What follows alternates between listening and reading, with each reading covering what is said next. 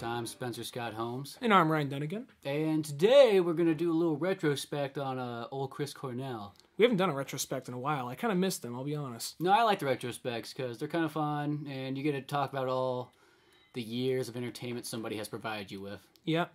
Plus, Soundgarden just came out with a new album. One of the main reasons we decided to do this podcast. Yeah, that was the main reason, too. And Soundgarden, we've been waiting for a Soundgarden album for a long time. Well, here's what I think happened, okay? Because right when Chris Cornell came out with Carry On, his second solo album, which I think is really underrated, and that album came out, and he was doing an interview, and someone's like, is there now that Audioslave broke up, is there a possibility of you getting back together with Soundgarden? This, I don't think so. I mean, it was great while it lasted, but what's the point? If we got back together, it wouldn't be the same.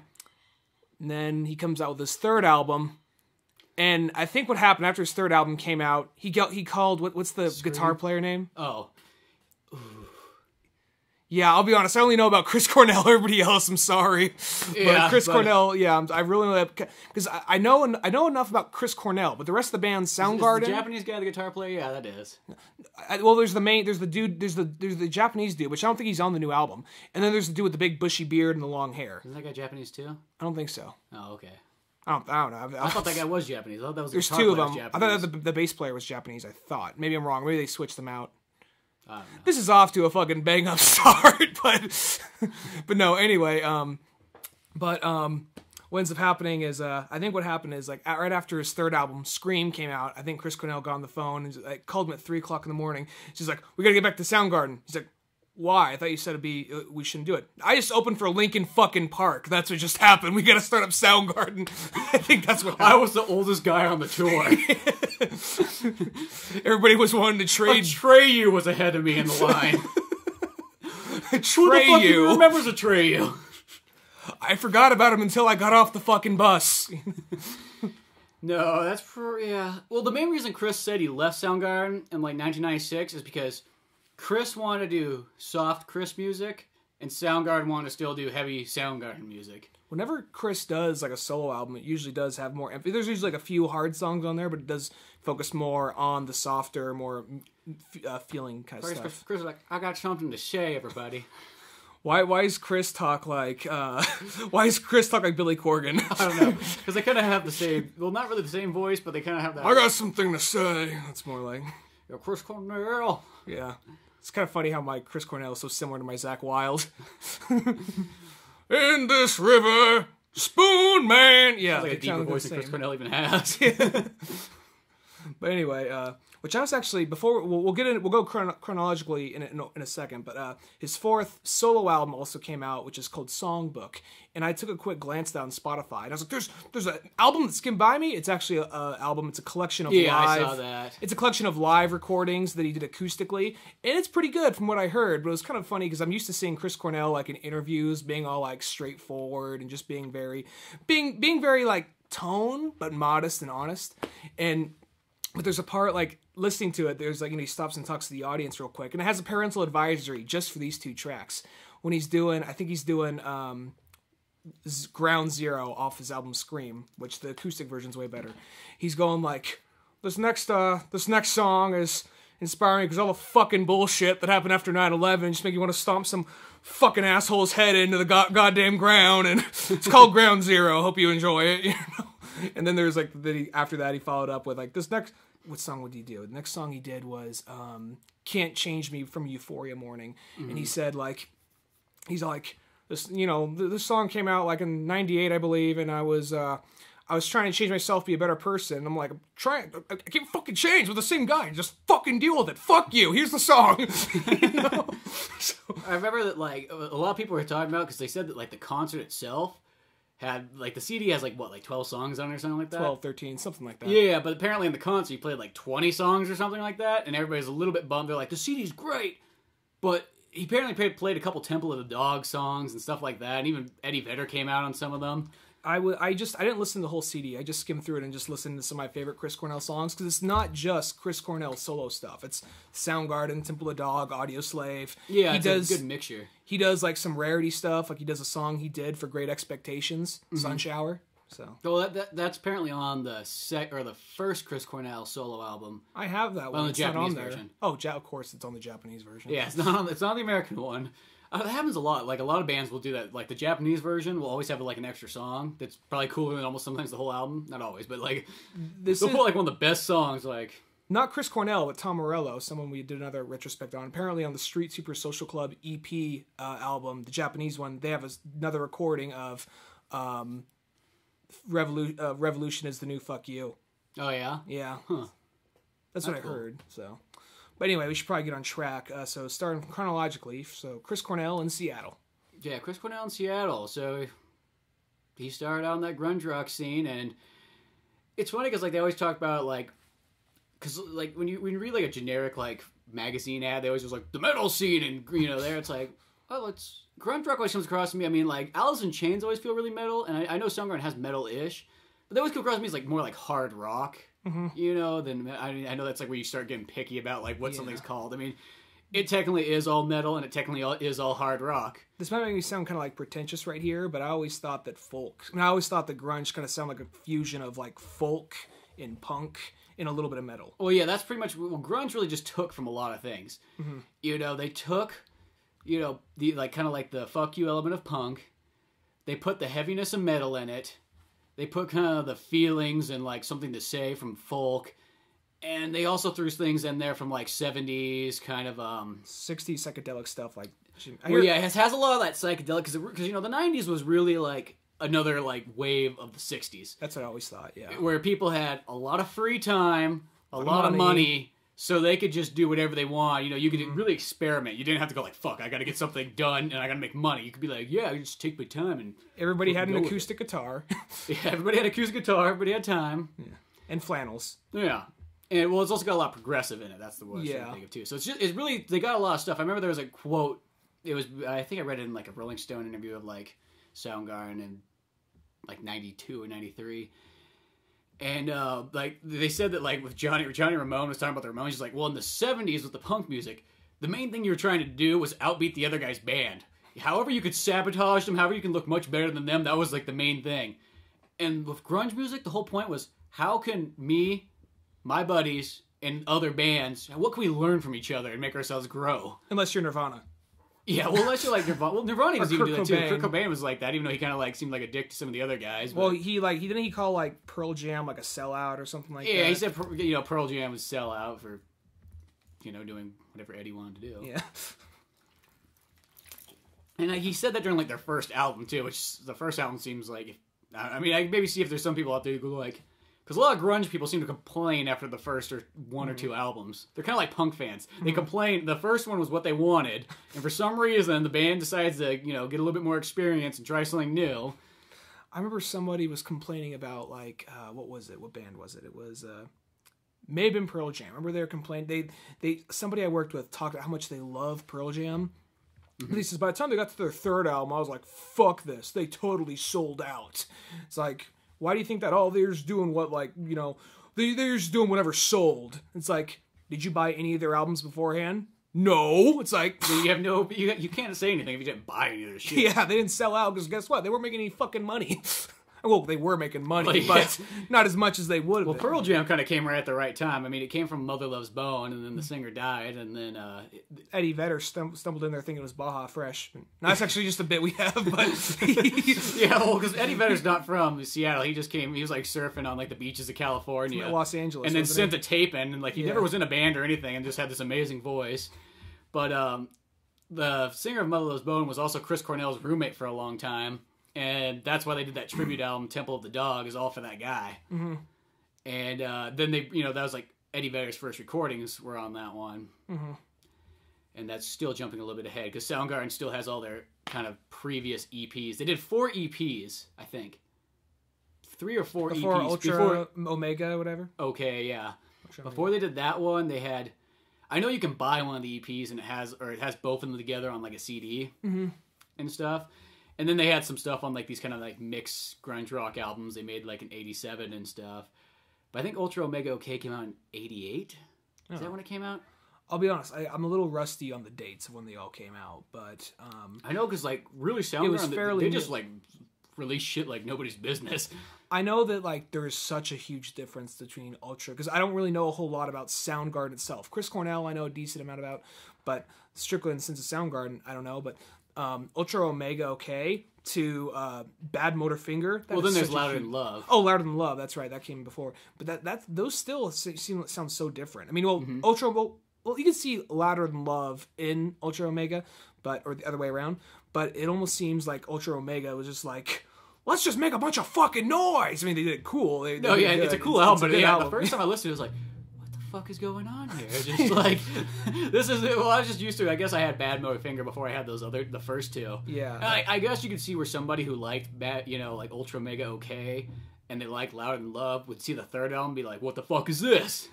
Which I'll be honest, when I first listened to Bad Motor Finger, I was kind of younger, and that was like the heaviest thing I ever heard at that point in time.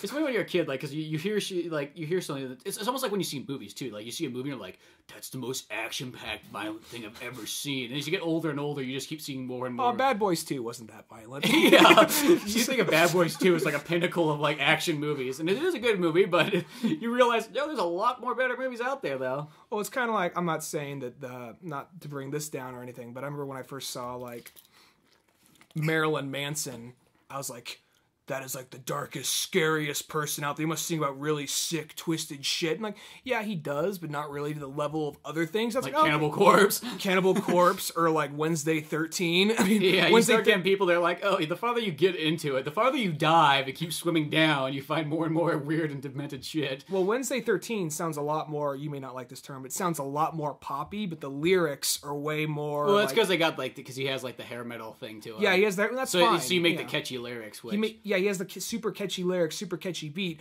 but it has the whole thing about, oh, here's a song about corpse fucking, you know?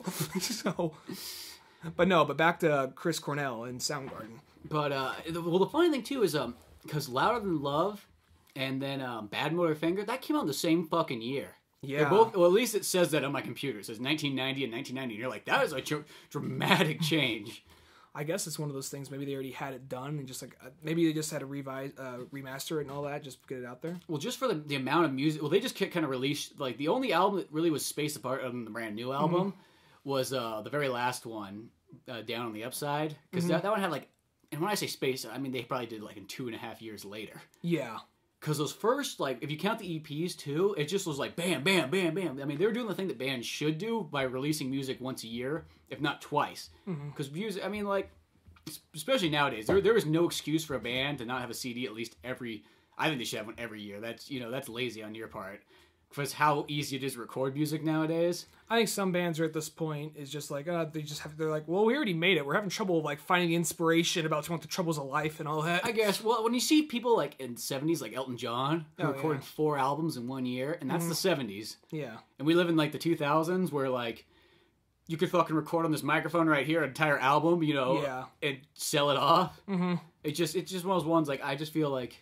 Or you're like Neil Young, come with an album just about a year. Yeah, see, at least Neil Young, I give him full credit for just, releasing shit. I feel like whatever he records goes out. He does, yeah. I don't think he throws any tunes out. If I record it, it's going on the fucking album. No, Neil Young, I already said this in like 1 or 2 podcasts ago. He is one of my favorite musicians, but every Neil Young album, there's one song. I mean, they're usually pretty good. There's always one song where it's like, a man needs a maid. It's like, that's the best you got yet, Neil? Yeah, I want a fucking maid. I wrote a song about it. I killed the last one. Accidentally, of course. No, but yeah, so like, Soundgarden, though, yeah, they were pretty consistent with coming out with the music. Oh, yeah, then they did, and yeah, it's just, then they really, because like that time period that like Bad Motor Finger came out, that was like the rapier of like, grunge. If you were into grunge, like all the really big albums, because that's like right then Nevermind came out, and then Pearl Jam 10, which is Pearl Jam's first album. I never really knew why they called it 10. I always think it's weird when a band comes out with like their first album is not their self-titled album, and it's always album like 4 or 5, which is the self-titled one, like Stone Temple Pilots or like Avenged Sevenfold. And then Motley Crue did that in '94. It's like, I think it's not, don't self-title. The only time you can self-title your album, I think, is on your very first one. If you don't self-title it by the first one, you don't get that chance. Don't self-title it. That just looks really lazy on your part. And not another example, not nearly as good as the other bands we just named off, Smash Mouth, like their fourth album was like, don't give me that judgmental look. I was young and naive. But no, Well, you need to start somewhere. The only bands I feel like could get away with it, but it kind of has its own titles, like the Beatles. Yeah. But people refer to it as the White Album. Yeah. And then Metallica, but people refer to it as the Black Album. And So Weezer like has the blue and the they sort of kind of have like their own titles, but those are like but the other bands when they self-title it just sounds retarded. It's just like you can't just say like what were you listening to the other day? Oh, Avenged Sevenfold. We got kind of lazy. We're just like because I just call it the fourth album because that's what it fucking is. Avenged Sevenfold White Album. Yeah, that's pretty much what it is. It's a fucking White Album, Avenged Sevenfold. Because the black one actually is just Waking the Fallen. So yeah. But no, but back on. What was I say? I was going to say something regarding Chris Cornell. Chris Cornell. Yeah, just keep singing Chris Cornell. Maybe it'll come back to me, but no. Oh, no. But anyway, we're on Bad Motorfinger. Oh, wait, Bad Motorfinger. Yeah, that has like one of the. What's the name of the song? It has one of my good eye or my third eye. That has one of the coolest fucking openings. So it's just like it takes a while to get to that too. It's not. Yeah, but I cut you off. Go ahead. I just said it takes a while to get to it. Oh yeah, no. There's a part. It's if you haven't heard the song, it's like there's a part where it's just this long build up with a weird bass line in the back and drums, and you just hear like it's like one of those like. What do you call them? It's like you pull a string. It has like a pull string, and it's like a kid's play thing. And it lands on an animal. animal. And it lands on like something, and says like whatever it is. It's like, this is a cow. It goes moo. There's a cow goes moo. It's just like a bunch of weird stuff. Do you know what sound? You can tell it's Chris Cornell just put on a weird voice. Do you know what sound a pig makes? And it makes a pig noise, and it goes like, the devil goes. And then Chris Cornell just. It's like one of those badass things. The song just starts. You're like, I remember being a kid and like here because I wasn't really. I listened to Soundgarden here and there, but I didn't listen to them all the time just because I didn't really have the access to it. So we're hearing that for the first time. Like, this is the hardest thing that's ever been recorded. But it's like, no, it's pretty badass. But there's darker things than that. Yeah, that's one of the most badass intros to any song. Mm-hmm.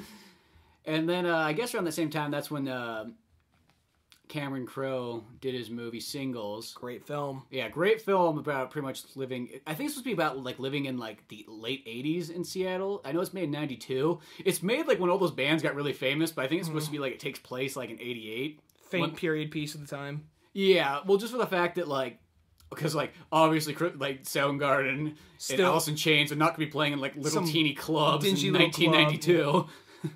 Watching that movie, I love that movie, but watching the movie, I'm just like, oh, fuck you people living in Seattle. It looks like so awesome right there. I know. It's one of those times it's like I thought, I'm like, man, it'd be really cool to live in Seattle. And you're like, yeah, 20 fucking years ago.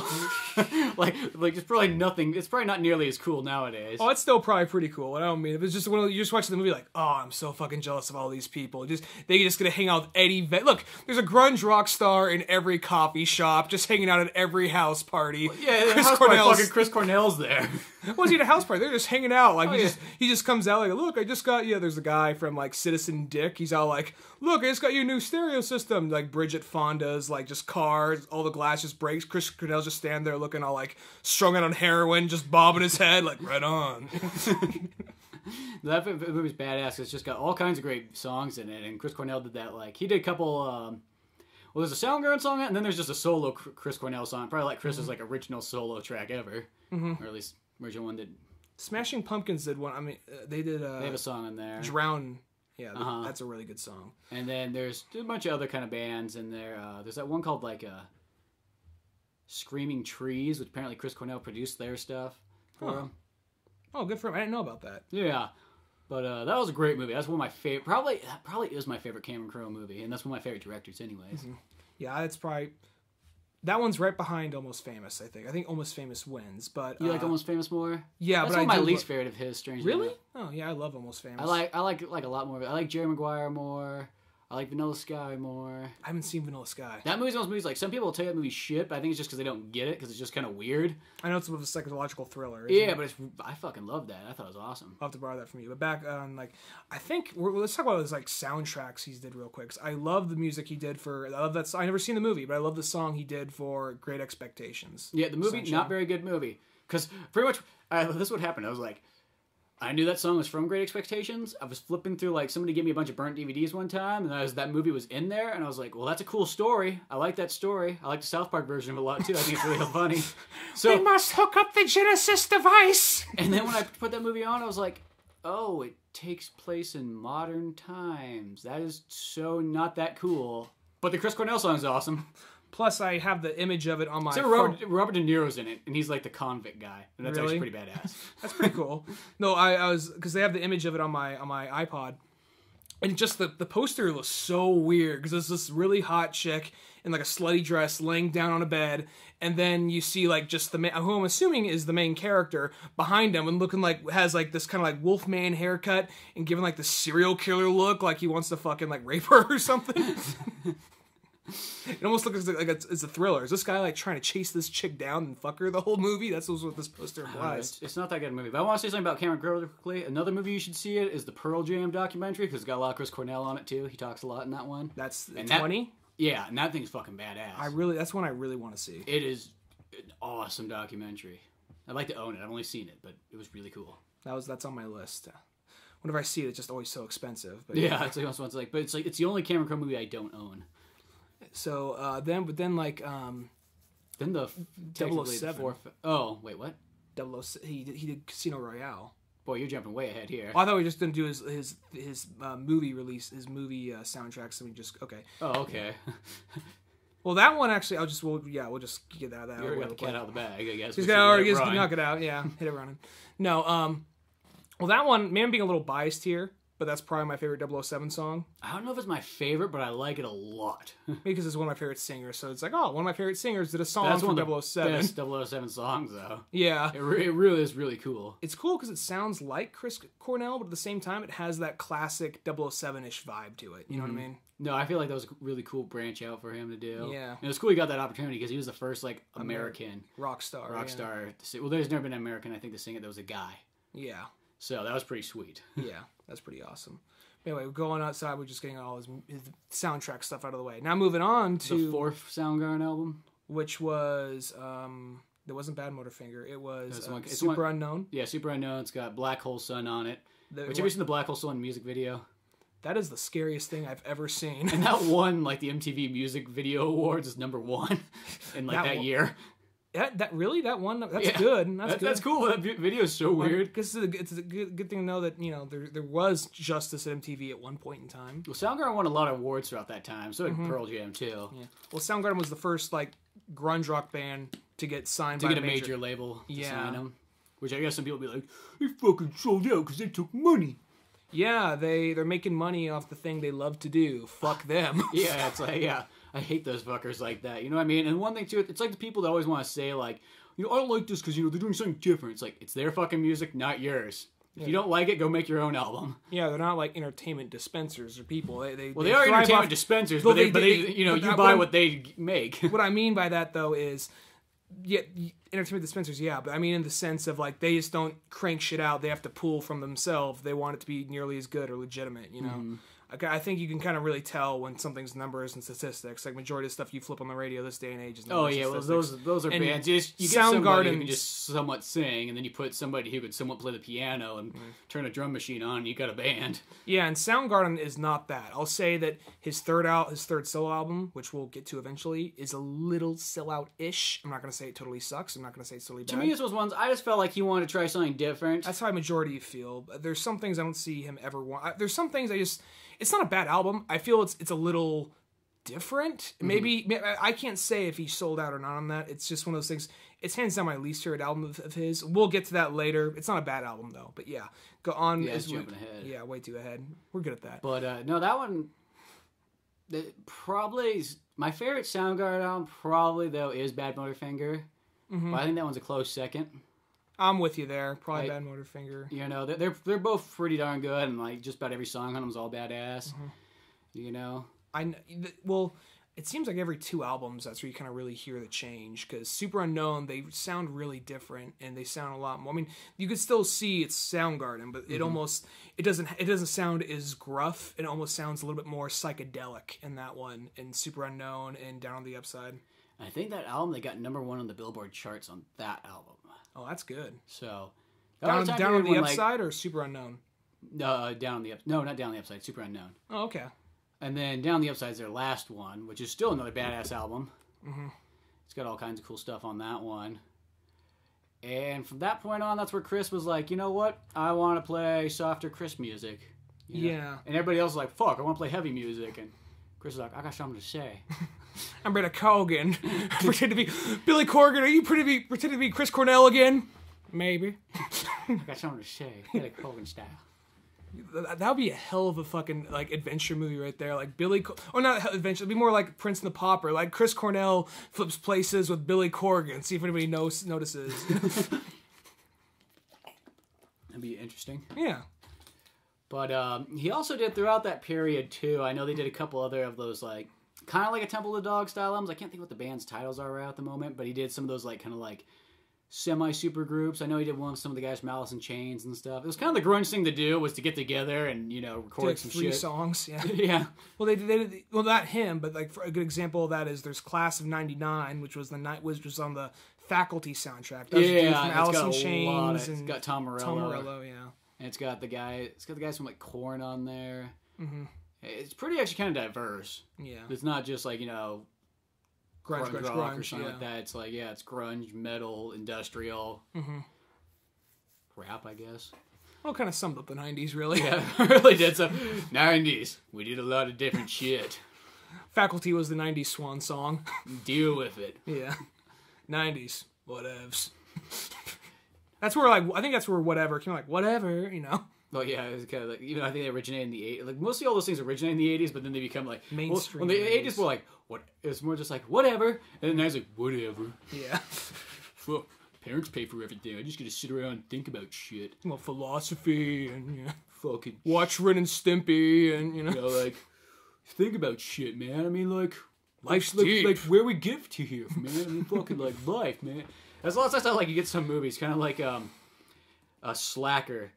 Like the Richard Linklater one, like that movie really is just a bunch. All it is a movie about people just talking about like conspiracies, in a sense. That's really what it gets down to. People have a lot of fucking free time and can sit around and like talk about philosophy and conspiracies and all kinds of bullshit. That really makes you want to punch some kids in that movie. Yeah, just like all that free time that they had in the 90s.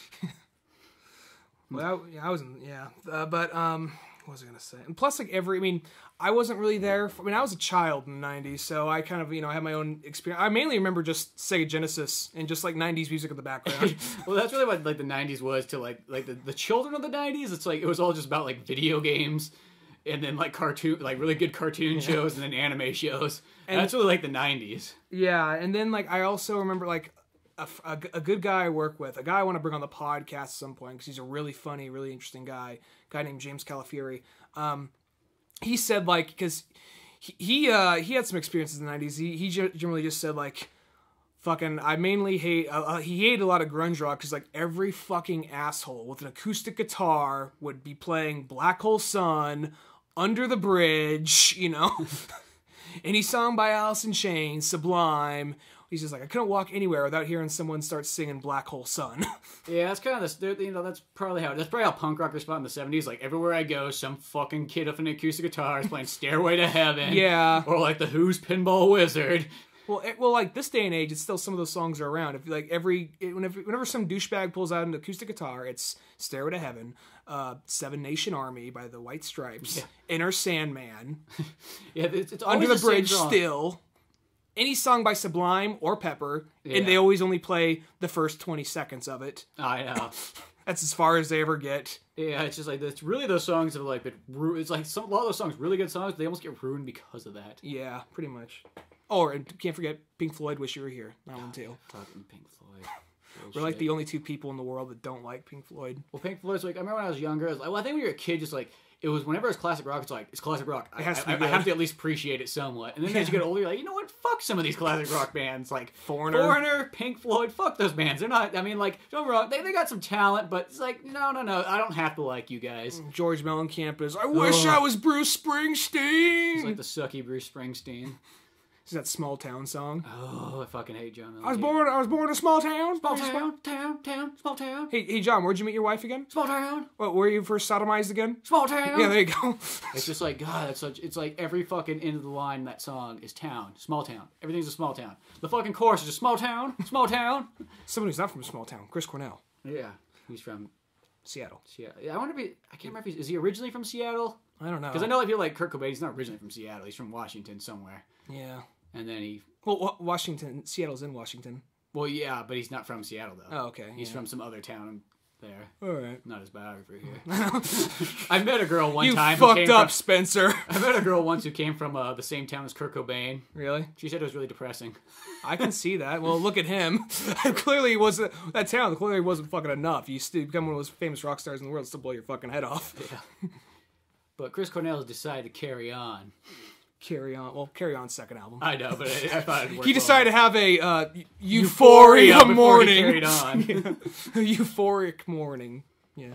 No, but Euphoria Morning is a really good album. That is like, it's kind of like, it has some like slow jazz stuff to it. It has some, it still has like some of that sound. It's like, take any, like there'd be like maybe one or two really slow, easygoing songs on a Soundgarden album. It's at least the later albums. And that's pretty much what all of Euphoria Morning is. Mm-hmm. And then there's also like, I think one of my favorite songs is Seeking a Friend for the End of the World. Yeah. Well, the cool thing about that one's a very well-rounded album. Mm-hmm. Like, it's really got, like, a lot to offer.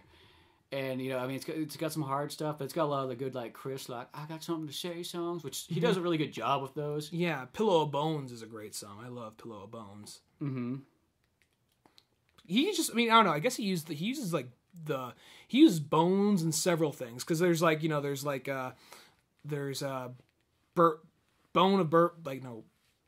Bones of Birds, which is on the new album, and I think there's a couple other like Soundgarden songs that do that, but he's got a thing for bones. I don't know what it is, but no, whenever he writes a song about it, it's always pretty good.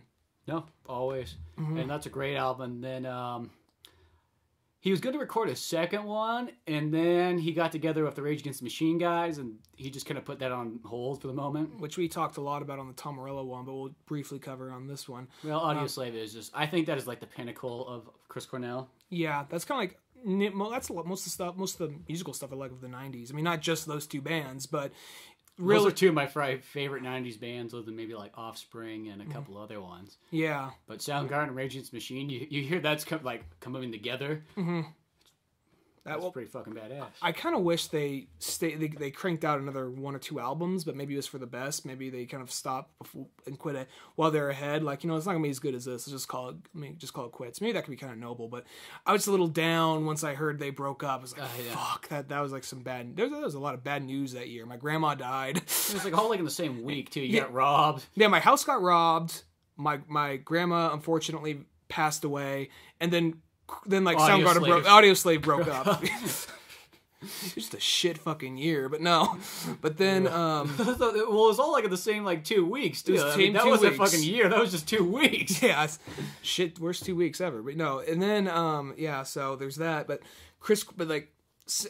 Audioslave, just not so much Soundgarden so much, just going singing Soundgarden, but Audioslave, that was just an amazing band to me, just because Chris Cornell is, I wouldn't say he's my favorite lead singer, but he's probably within my top 5. Yeah, and the cool thing too is he's always got like in that about top 1 to 5 to maybe 10 on like a lot of like top 100, top 20 like best singers out there list. So that's always cool. He was behind Freddie Mercury on one of them. Yeah, in one of the books or one of the things I saw, man, it was like I think it was Ronnie James Dio, Freddie Mercury, and then Chris Cornell. So you can't really complain there. And then some other ones too. He's been up really fucking high too. Yeah, he's always within the top 5, so that's good for him. He's really talented. And I think Audioslave is really like, because you know, he's kind of like Frank Sinatra. The older he gets, the better his voice gets. He's not one of those kind of guys that the older he gets, the worse his voice gets. I'll say this: he almost seems like, because I have their Live in Cuba album, not Cuba album, the DVD, Live in Cuba DVD he did with Audioslave, and I noticed from watching him a lot live in concert, I really want to see him in concert. He almost, I guess Soundgarden's going on tour. Yeah, we missed him last year. I really would like to see him. I was pissed off because we were sitting in the movie theater waiting for a movie to start. You just look at some shit on your phone. And you're like, Iggy Pop and Soundgarden are playing in England. I'm like, those motherfuckers. I know, that was really bad. Together, that is like fucking amazing. Those are like two of my favorite bands right there. Fuck, but no, that I noticed in concert. It's to be expected because you can't just fine tune it like you can in the studio. His voice kind of breaks a little bit. It gets a little shaky, a little wobbly. But I don't blame him. He's singing in front of fucking millions of people. There's almost no singer that sounds just totally perfect like that. But that's kind of where you get kind of like the raw feeling. It's kind of cool. Mm-hmm. And plus, he was the first band to play in Cuba. There probably was a little bit of hostility going like, Tom. what the fuck's, whoop, they decided to kill us. Don't worry, I'll just use my magical guitar powers. I'm putting up a force field as I play a solo. Yeah, I can do that. I'm Tom Morello.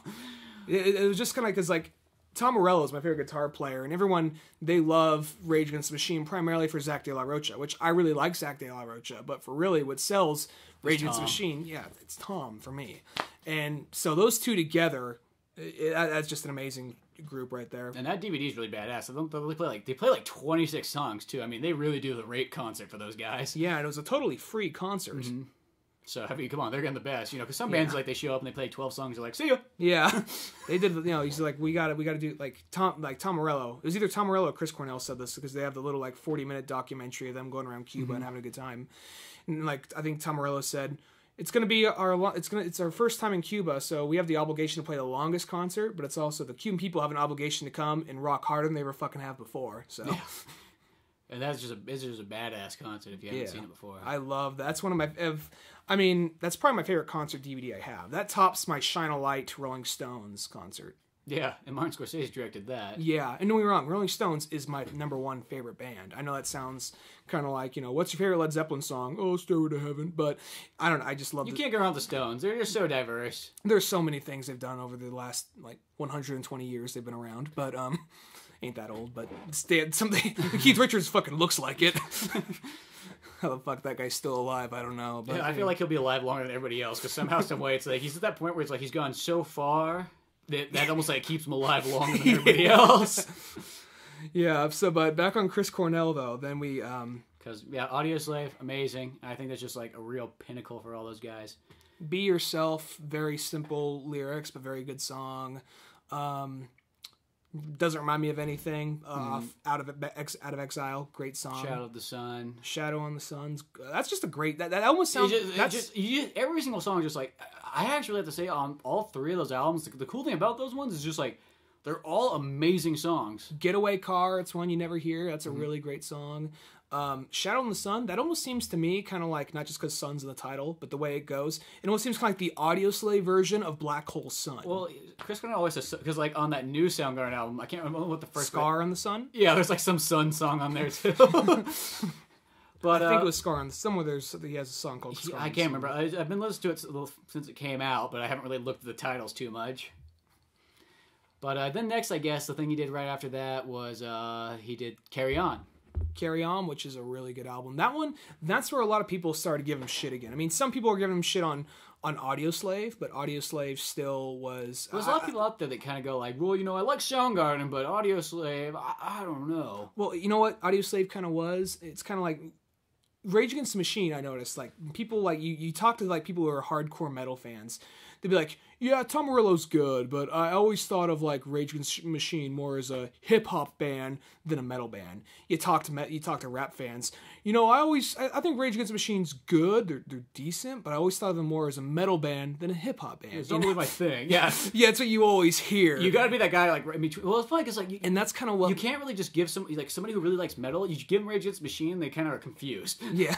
Like, what are you giving me? Yeah. Some of this sounds familiar. Some of it, I don't know what this is.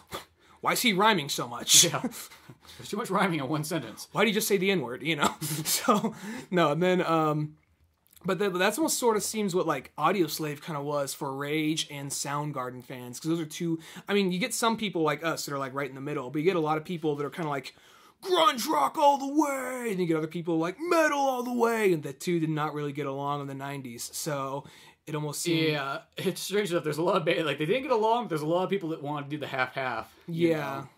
And strange enough, it's like, the thing about Audioslave, the biggest complaint I hear from, like, kind of, like, people that really like Soundgarden sometimes, though, is they think that Audioslave's too soft. I think Audioslave can be... Well, all right, depends on what Soundgarden we're talking about. If we're talking Soundgarden from the early 90s, like Ultra Omega OK up to Bad Motorfinger, I get that, but from Superunknown to Down to the Upside, it starts to get a little bit more half-half on those ones. Like, though I think Audioslave is generally harder than their last two Soundgarden albums. Yeah, so it's like, actually maybe a couple songs, but I know that. But the cool thing about Audioslave too is I always hear a lot of like really older people. They really like that band a lot too, which is kind of cool. Well, to me, Audioslave, they sound kind of like a 70s hard rock band with elements of Rage and Soundgarden. I think that compilation works especially awesome. like in Revelations. That one they really kind of have that like kind of like go with late 60s on early 70s kind of sound, kind of input it into like the regular Soundgarden Rage sound. That's the song on their original Fire. That's almost kind of what that song's about, really. Yeah, like some of their main title track songs. That was also one of the first, because they stopped doing political, like, all the Rage Boys, all them Rage Boys stopped doing political stuff once they got into Audioslave, but they actually brought back some of the politics once they did Revelations, which they did the Hurricane Katrina song, I think it was Wide Awake. Yeah. I think that's what it's called. But I think that's what it's called. There's the one where he's just talking about, like, fuck you, Bush, Hurricane Katrina sucked dick, you know. So, but yeah, that's just a great album. But then he goes to Carry On, which that is where a lot more people gave him shit, but I think he was just trying something different. I think he came out with a great album. Yeah, and that's where he put the 007 song was the first song for that, and then he just considered to finish up all those songs he probably had in his head for a while. Yeah, because that one, I'll be honest, it was a little bit more softer, and even, I'm not saying this in a bad way, a little bit more mainstream than, say, Euphoria Morning. But it's kind of it's a little bit poppy, and that's not really a bad thing. I mean, that's fine. It's good to have diversity. I think diversity is a key thing in all music. You don't want to just sound like the same thing over and over again. Even though there'll be a lot of people out there who will tell you that's what they want. Don't listen to those people. That's those people like Metallica only had one good album. It was the first one. This is how we talk when we're angry. Metal rocks, you know. Yeah, I never actually heard a metal guy talk like that before, but I know what you mean. It's like they don't talk like that, but that's how it sounds in my head. It's how it translates.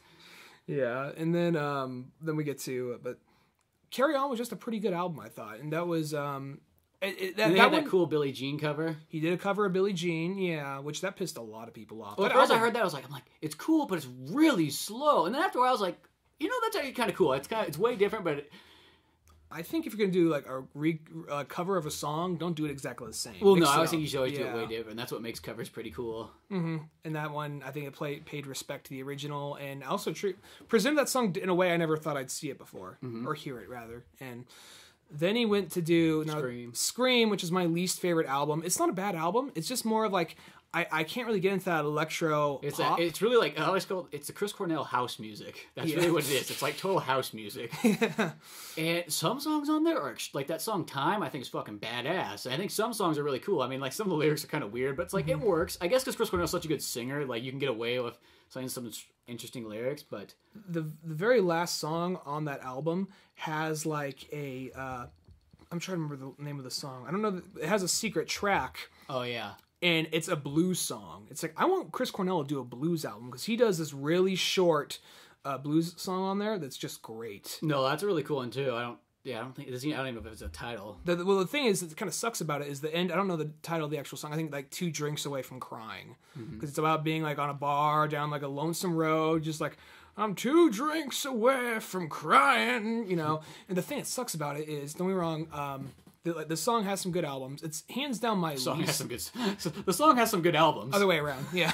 The microphone's recording. I get scared when the microphone records and I stumble. Yeah, okay.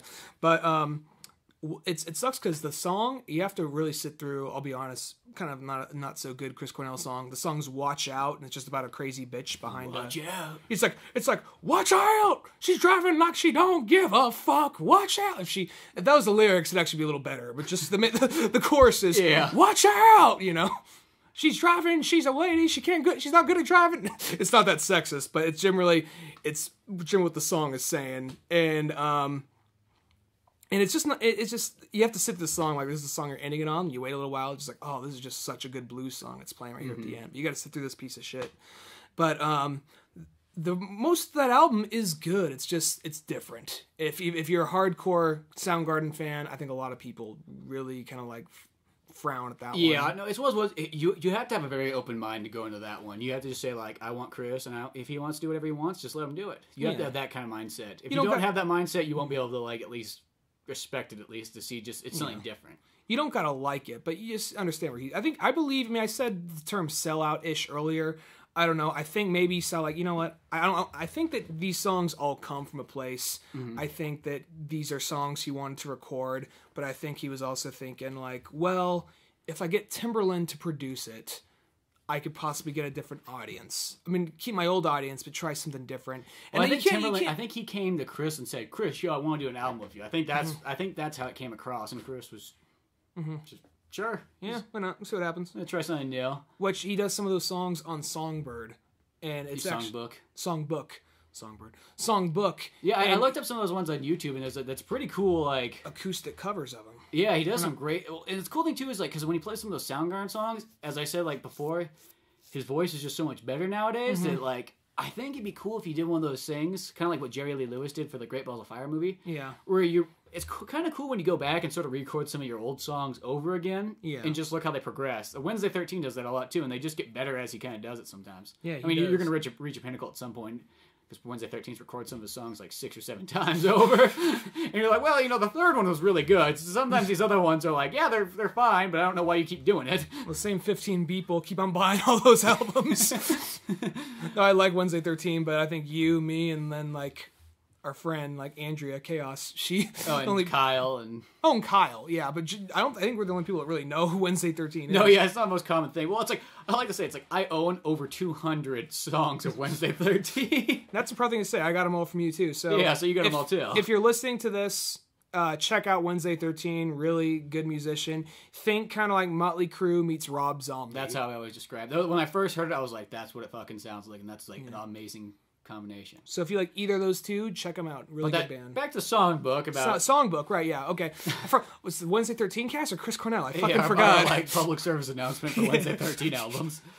But on Wednesday 13, I approve this message. Pretty badass. I'm kind of surprised with that CD just kind of slid. A lot of times live CDs kind of slide by. I noticed like live CDs and rarities, they seem like they just kind of come out with no publicity whatsoever. Truth be told, most of the time, whenever a band I like comes out with a CD, I always find out about it like 2 days before it comes out or the week after. Or you just go to the fucking store and you're like, what the fuck? How long has this been here for? And it's like, oh, it's been there for a year. Like the Offspring CD.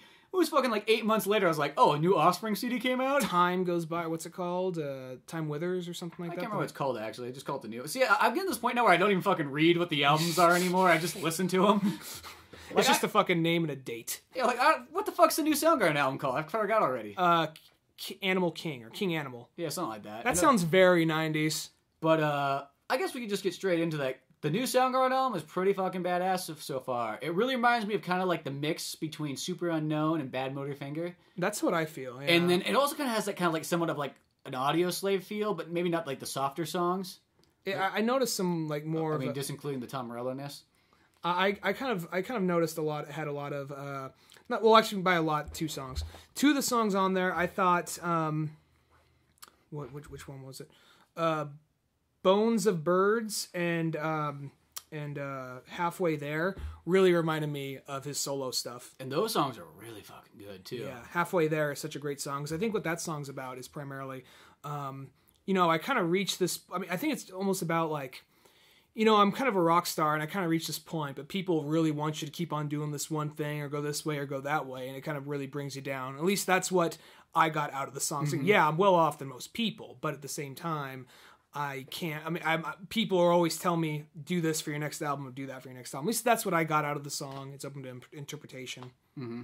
But no, I've been pretty impressed. I've been listening to it all week long and really been digging. I don't know, because it's like it takes like you got to kind of sit down with an album to like really like dive into it and kind of really go like, okay, like almost like it happens after you've listened to an album for like a couple of months where you start like really like hearing things and pulling things apart and whatnot. At the first you're just like, oh, this is cool, Well, I've always listened to not always, but I've listened to Soundgarden for a long time, but I've been listening to them a lot, especially this week, because I knew this album was coming out, and I also knew we were going to do this podcast on it, so I've been listening to them a lot more, listening to the lyrics a lot more, and I noticed that earlier stuff, subject matter-wise, regarding Soundgarden, they seem to, their first... I feel bad for Soundgarden because we're talking about Chris Cornell as if like this is solely like no one. Like Chris Cornell solo project still. Yeah, but no, like oh yeah, this guy Soundgarden his real name's Chris Cornell, but I noticed their earlier stuff, probably say from Ultra Omega OK to Bad Motorfinger is kind of like it's obviously a lot harder stuff. It almost seems more of kind of like songs about like being an outcast and drug abuse and all that. I always think that's how like a lot of early bands kind of start out. I mean, your music's obviously going to change as you go over time. And then then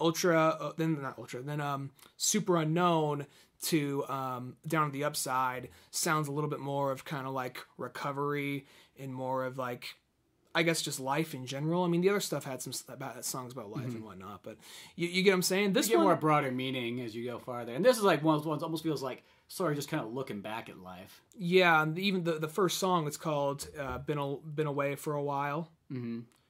And actually a song I can't believe a song we forgot to mention. Been Away Too Long is the name of the song.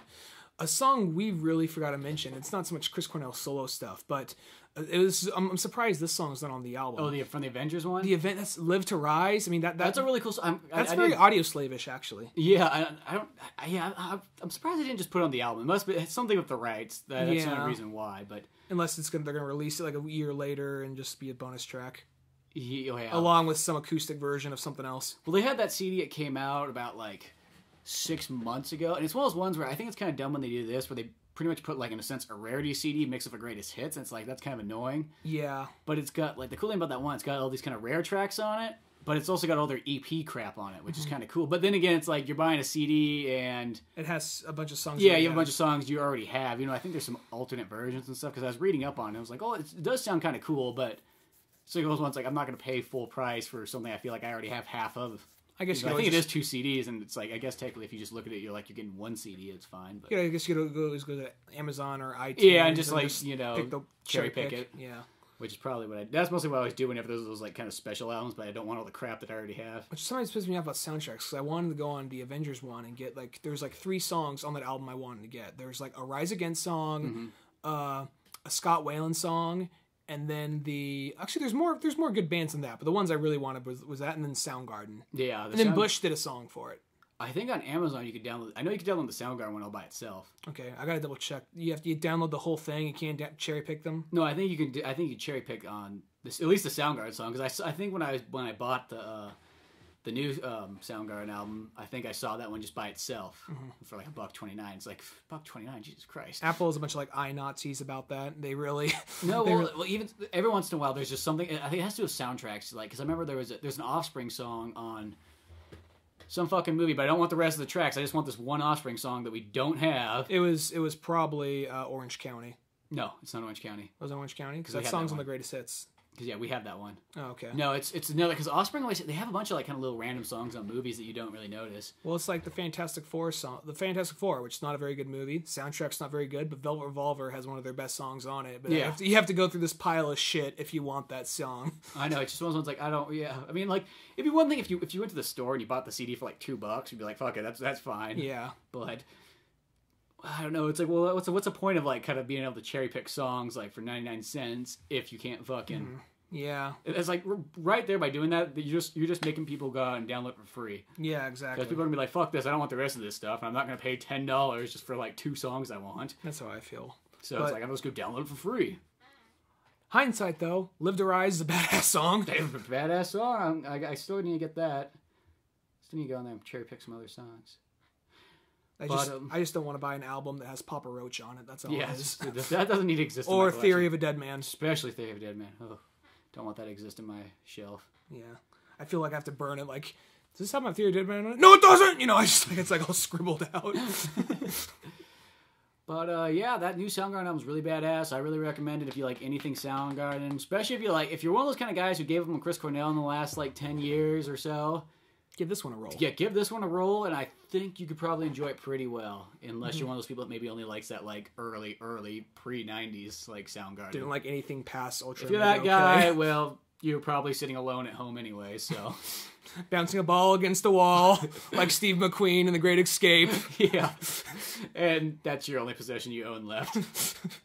The wife took everything else. Only thing you have left is that ball and this. And your Ultra Omega OKC record on a beat, maybe a CD, a beat up Walkman, a very very beat up Walkman. And you got headphones that only only the left side works. Yeah. But no, it's pretty cool, and yeah.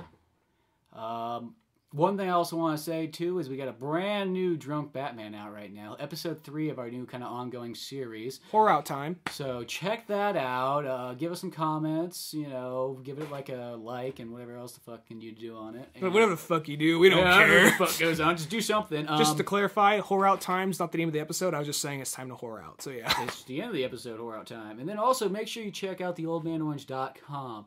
And then go to all the other sites, as in YouTube, and then go onto iTunes and give us some star ratings and comments and all kinds of cool crap like that. Check out Grit, the comic book series. Yeah, check out Grit. All kinds of cool crap. That's all I have to really say on that. Or send us an email at oldmanorangepodcast@yahoo.com. All right. Is that all we want to say? I got to pee, so that's about all I want to say. All right. Thank you for sharing that. I'm Ryan Dunigan. And I'm Spencer Scott Holmes. We'll see you guys later.